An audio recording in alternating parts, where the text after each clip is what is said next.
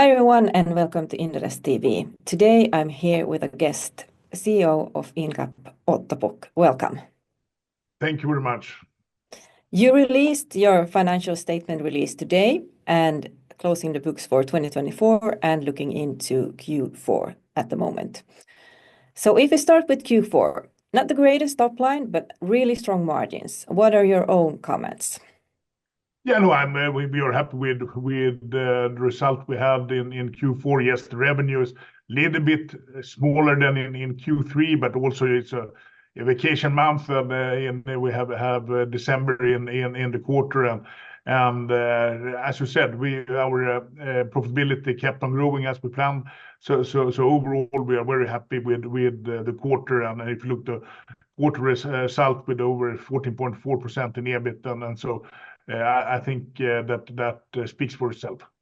Yes, so the small decline there was more seasonal patterns. Yeah, that is what we believe, seasonal patterns. And as I said, also the market is a little bit now looking forward. We expect a little bit slower Q1 and Q2 and so as well, because everybody's waiting and looking what is happening across the Atlantic and what will be the games, how the rules of the game in that sense with all the tariffs and trade wars and so moving forward. But overall, we expect growth also next year. Yeah.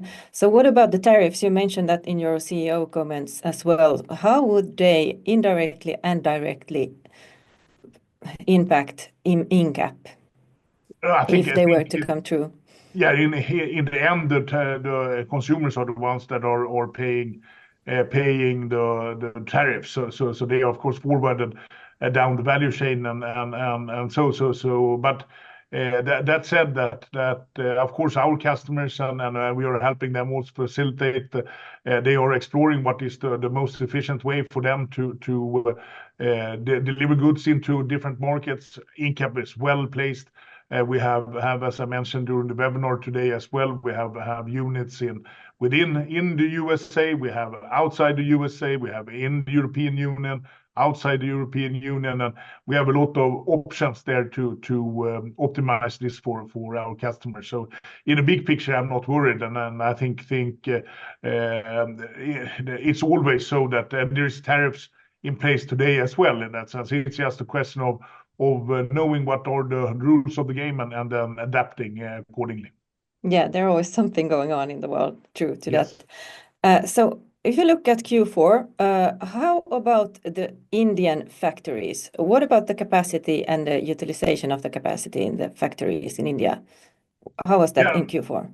Yeah, no, in Q4 we kept on growing the business in India, and I think if you look at this destocking exercise we have been talking about before, we have now more or less finalized and left behind us, and now we have reached some kind of new normal level and sustainable level in the Indian factory, and so we still have capacity. We still are working on getting other customers in there. We have new customers also that we are ramping up in India. So it looks good. And as I mentioned here before in the webcast, also we always have some kind of overcapacity, and so we can sell something for our existing and newer customers if they need increased volume. So that we tend to keep it that way, and if needed, then to keep on investing to achieve that. So no, I think in India the ramp up have gone very well, and you saw it also in our employee numbers that we are back to over 2,500 people, and that speaks for itself, perhaps. Yeah.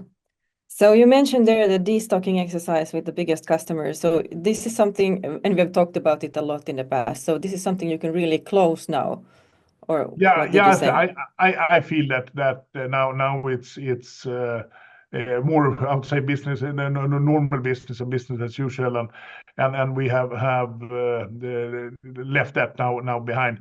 I would have said that already last year was a ramp up period rather than some kind of ramp down in that sense when it comes to our biggest customer. But now I think we are at the, I would say, new sustainable level, and now we look at how normally to grow the business and not how to recover it. Yeah, sounds good. Let's talk M&As. You had a huge amount, a pile of cash at the end of the year. Is there any reason for sitting on that amount of money, or isn't there anything to buy at the moment? There is always something to buy, but it takes two to tango in that sense. You need to agree on valuations and so on. But yeah, no, from a management point of view, we are of course happy that we have that kind of cash and that we can maneuver with them when it comes to interesting acquisitions in our pipeline, and we keep on working on it. But of course, it takes two to agree on valuation, and we are not buying any turnaround cases. We buy profitable business and want to continue to do so they can operate independently in our decentralized model. So that said, I'm quite hopeful in when it comes to our M&A pipeline. So what about the valuation? You mentioned that last time as well. Wouldn't it be easier to find agree on valuation at the moment when valuation are lower, or is it still a problem? It's always the thing is that we as a listed company, we look of course at peer group evaluations and as part of our evaluation models that we are using to evaluate companies. If you look at the privately held company, if somebody's baby that they have nurtured and grown up and they created themselves, then of course they don't care so much about what is the market evaluation. They have perhaps emotional ties and so as well to it, then which is totally understandable and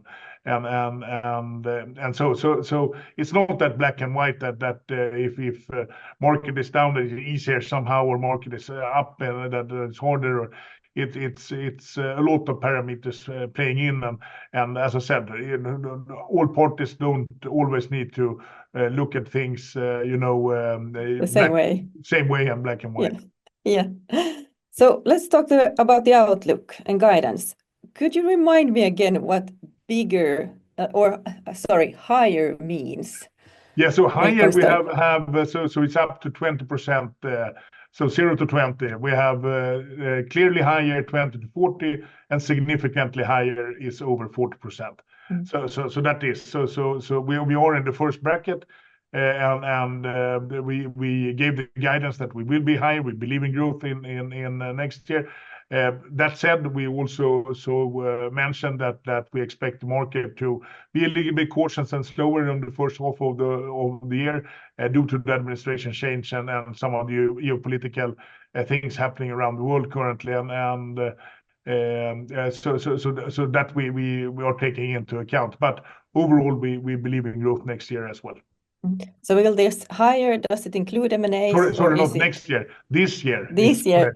This year is correct, yes. So, but will this higher, did you take into accountability M&As as well, or is this organic? No, this is always given based on our existing business, and then if we do M&As and so on, and if they are so substantial that we need to change the bracket in that sense, then we do so once we have done the acquisition. But norm is that we look at our existing business. We're not factoring in M&As when we are giving our steering. Okay. Otto Pukk, that was my last question for today in English. Thank you so much. Yes, thank you very much for having me. Thank you.